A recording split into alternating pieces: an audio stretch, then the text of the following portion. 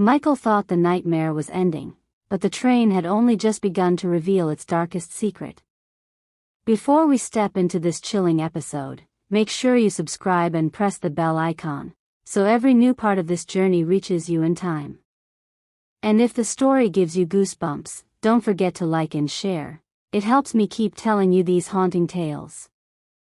The diary lay open on the floor, its yellowed pages fluttering in the cold wind sneaking through the cracks of the window.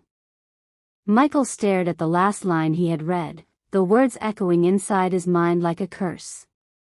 The train never stops, until it takes what it came for. Noor's fingers gripped the wooden armrest so tightly her knuckles turned white. Her voice trembled. "Michael, what does that mean? What does the train want?" Michael swallowed hard, his throat dry. He had no answer. But as he turned to look outside, his heart skipped a beat. For the first time, the darkness of the snowy night seemed alive. Shapes moving in the storm, running alongside the train.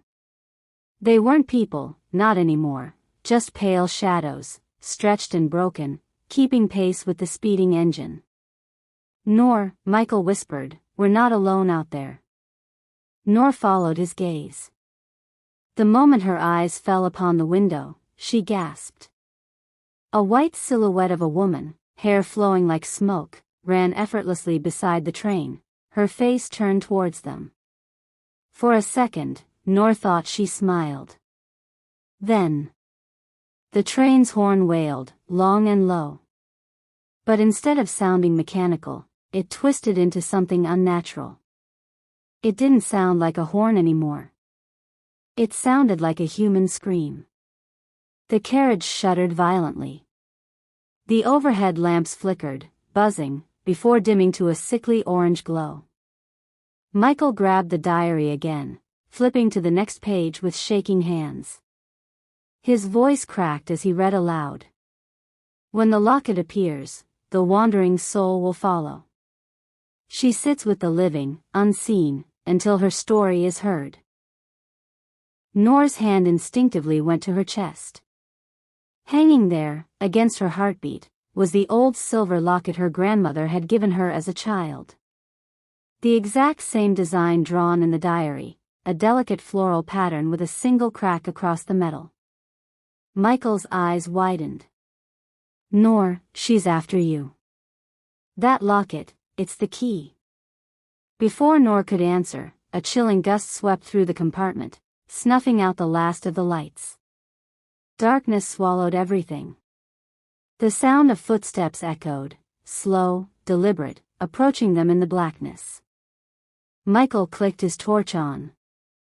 The beam cut through the dark and froze on something that made his blood run cold. There, sitting in the seat across from them, was Elena's ghostly figure. Her dress was tattered, soaked as if she had walked through snowstorms for years. Strands of wet hair clung to her pale face. Her lips were slightly parted, almost as if whispering, but no sound came out. Her eyes, dark pools of sorrow, locked onto Noor. Noor's voice cracked, a whisper barely leaving her throat. "Michael, she's real." Michael raised the torch higher. "Elena," he said shakily, "what do you want from us?" The ghost tilted her head, slowly, almost curiously. And then, she raised her hand, pointing at the locket resting against Noor's chest. Noor clutched it instinctively. "This? Why? What does it mean?" Elena's lips finally moved. A faint voice, like a whisper carried on the wind, filled the compartment. "Return what was taken." The words echoed, vibrating through the walls of the train.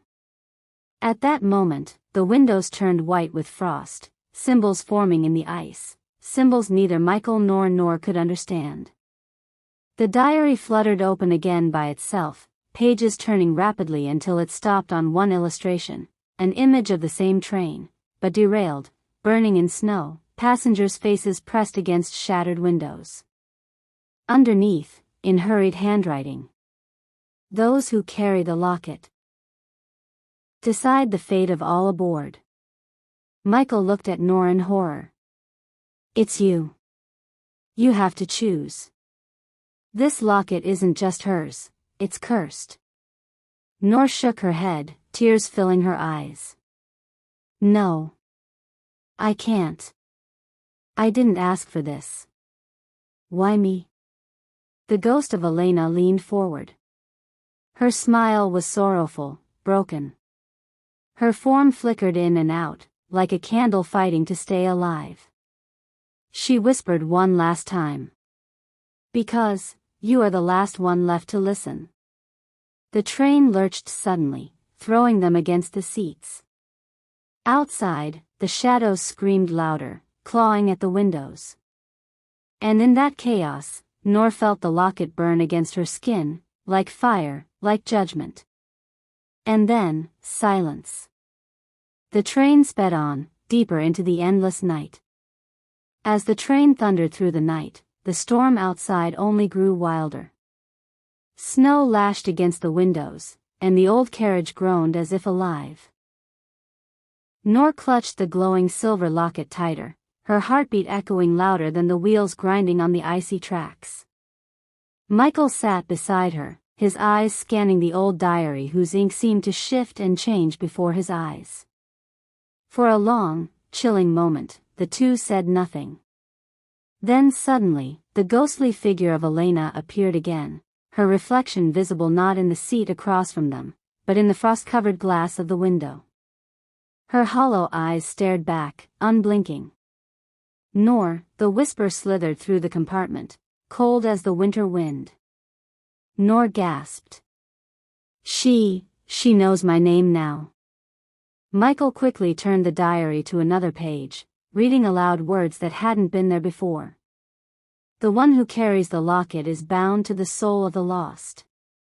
Her journey will not end until the truth is spoken. What truth? Michael muttered. His fingers trembled as he traced the words.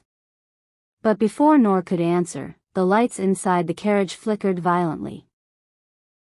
Then went out completely. Darkness swallowed them.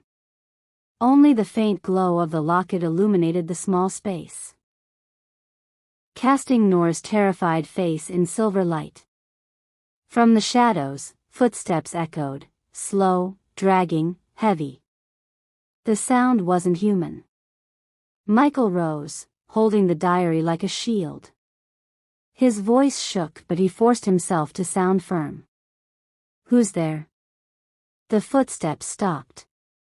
And then, a sharp knock. From the outside of the moving train. 3 slow knocks on the window, though they were deep in the wilderness with nothing but snow outside. Noor screamed, pulling Michael closer. But when he turned to the window, what he saw froze his blood. Dozens of shadowy figures, men, women, children, were running alongside the moving train. Their faces were pale, eyes empty, their feet never touching the snow. It was as if they floated, bound to the train forever. One of them pressed its face against the glass, its mouth opening wider and wider until it was nothing but a black void. The glass cracked. Elena's voice returned, sharper, angrier. You cannot run from what you owe. The carriage shook violently, throwing them against the seats. Noor cried out, Michael, we can't stay here. She's trying to pull us into her world. The diary's pages flared with light. Words burned onto the parchment. The last station will reveal her secret.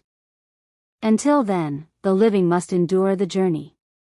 The train screeched, sparks flying outside as though it were fighting to stay on the tracks. The howls of the shadowy figures grew louder, almost drowning out the storm itself. Michael grabbed Noor's hand. We hold on. No matter what happens, we hold on until the last station. But as the words left his lips, a deafening crash echoed from the front of the train. Something had boarded. And this time, it wasn't just a ghostly figure. It was something far darker. The echo of the crash rolled through the train like thunder. The carriage groaned, and for a moment, all was silent, too silent. Noor's hand tightened around Michael's, her eyes wide with terror. The silver locket glowed brighter, as though warning them. From the front of the train came the sound of slow, deliberate footsteps. Heavy. Metallic. Each step echoed through the empty carriages, growing closer and closer. Michael swallowed hard. Whatever that is, it's not Elena. The diary trembled in his grip, as if alive. New words bled across its pages in crimson ink. When the dead of the dead is denied, the train carries something worse than ghosts. Noor's voice cracked. Worse. What could be worse than this? The answer came almost immediately. The door at the end of their carriage creaked open. A blast of icy wind swept through, extinguishing the faint light of the lamps. Only the silver glow of Noor's locket kept the darkness from consuming them entirely. In the doorway stood a towering figure, cloaked in shadows, its face hidden beneath a cracked porcelain mask. Its hands were nothing but charred bone wrapped in chains, and in one of those skeletal hands it dragged a massive, rusted lantern. The light inside the lantern wasn't fire, it was a swirling storm of screaming faces. Noor staggered back. Michael, those are souls. The figure moved forward, the chains clattering like broken bells. Its mask tilted as if it were studying them. Then, in a voice that scraped like metal on stone, it spoke. The train shuddered violently, as though even the tracks feared the being. The ghostly passengers outside the windows wailed louder, slamming their hands against the glass in desperation. But they weren't trying to get in anymore. They were trying to get away. Michael forced his shaking hands to open the diary again. This time, the pages were blank except for a single sentence written in jagged letters. If the collector reaches the last station, no soul will ever leave. Noor's tears glistened as she clutched the locket to her chest. Then we can't let it reach the station. The collector raised its lantern, and the faces inside screamed louder. One by one, ghostly figures were being pulled from outside the windows, sucked into the lantern like sparks into a fire. Their cries filled the carriage, chilling Michael and Noor to the bone. Michael stepped in front of Noor, his voice unsteady but defiant. If you want her, you'll have to take me too. The collector's hollow mask tilted again. It stretched out a chained hand, pointing at Noor. Suddenly, the chains whipped out, wrapping around the seats, the floor, the walls, trapping them. Noor screamed as one of the chains lashed toward her wrist, trying to rip the locket away. Michael grabbed the chain with his bare hands. The rusted metal seared his skin, but he held on, gritting his teeth. You're not taking her. The diary in his other hand burst open, pages flying wildly in the storm of chains. For a moment, Michael saw a vision, an old station covered in snow, a single candle burning on the platform, and a figure of Elena waiting with tears in her eyes. The vision vanished. The collector's lantern howled, pulling stronger. The train screeched as though it might derail. Noor cried out, her voice breaking. Michael, if we don't stop him now, everyone on this train will be lost forever. The collector raised its lantern higher. The faces inside screamed louder. The chains tightened, dragging Noor closer. And just as her locket was about to be ripped away, the train plunged into a tunnel. Darkness swallowed everything.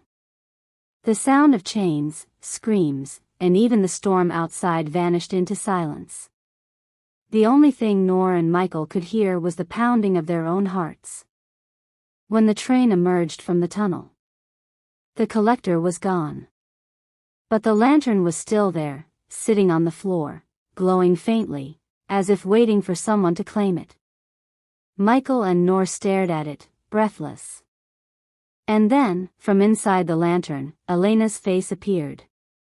Her eyes were filled with sorrow. She whispered, "The last station is near." To be continued.